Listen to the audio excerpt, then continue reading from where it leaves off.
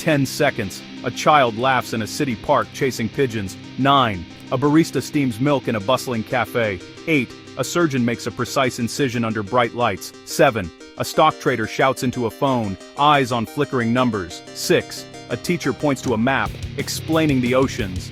5 seconds. High above, something unseen streaks through the stratosphere. Pure energy, governed by physics, about to change everything. 0. A new star is born over the city, a flash brighter than 1,000 suns. In an instant, the city and its millions of stories vanish, vaporized in a moment of raw energy. Ground Zero, the epicenter of annihilation. Here, the laws of physics are pushed to their limits. In a microsecond, a thermonuclear weapon releases energy equal to hundreds of thousands of tons of TNT. This is not a chemical explosion, it's matter converted directly into energy. Temperatures soar above 100 million degrees Celsius, hotter than the sun's core. Everything at ground zero, buildings, roads, people, becomes a plasma, electrons stripped from atoms. Survival here is impossible. Even steel and concrete vaporize. The ground is scoured away, leaving a crater, a scar on the planet. From this point, all destructive forces radiate outward: fireball, thermal pulse, blast wave, and radiation. Ground Zero is not just a place, it's the calculated end of a city. From here, waves of death propagate in all directions.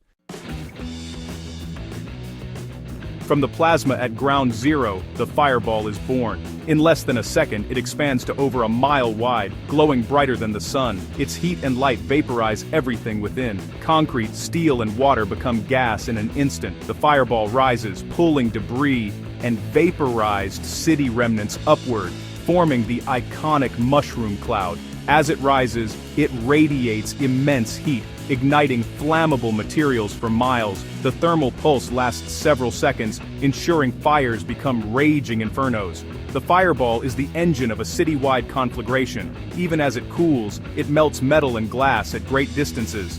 The mushroom cloud darkens as it draws up millions of tons of debris. Below, a landscape of ash and molten ruin remains. The fireball is the primary instrument of the bomb's destructive power. The first wave of destruction is the thermal pulse, an intense burst of light and heat. It arrives before sound or shockwave, blinding anyone who sees it. Even miles away, flash blindness or permanent retinal burns occur. The heat ignites flammable materials instantly. Clothing, paper, wood, asphalt melts, paint blisters, and surfaces burn. Within a few miles, exposed skin suffers third-degree burns in a fraction of a second. Clothing patterns are burned onto skin. Survival is unlikely. The thermal pulse creates thousands of fires, merging into a firestorm, a vortex of flame consuming all oxygen. In a city, the firestorm can be even more destructive than the blast itself. Seconds after the thermal pulse, the blast wave arrives, a wall of compressed air at supersonic speed. Overpressure crushes buildings and ruptures lungs. 5 psi destroys wood frame houses. 20 psi flattens concrete and steel. Winds hurl debris, cars, steel, glass.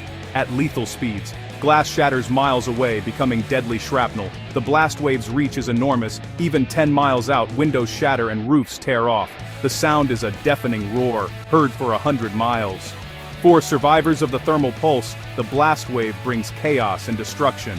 Every solid object becomes a weapon in the storm. Alongside heat and light, the explosion releases prompt radiation, gamma rays, and neutrons. This radiation penetrates deeply, delivering instantly lethal doses within a mile or two.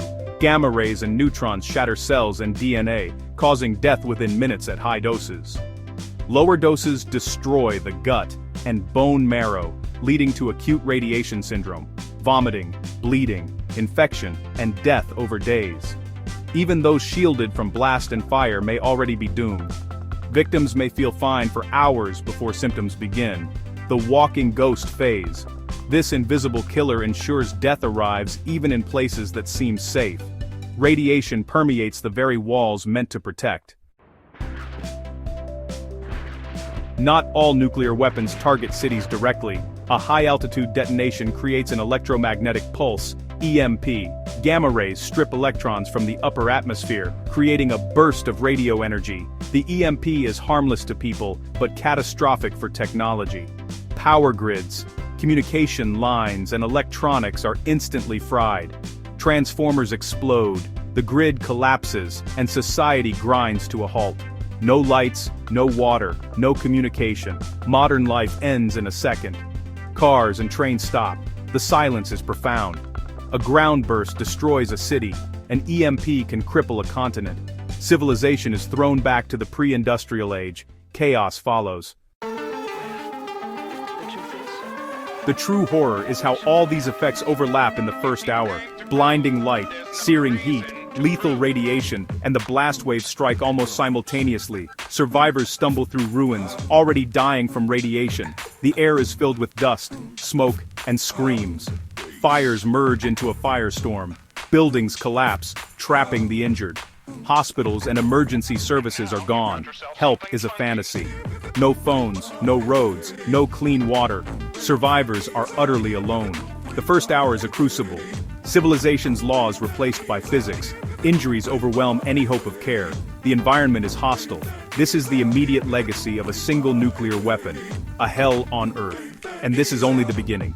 Fallout and darkness promise even more suffering.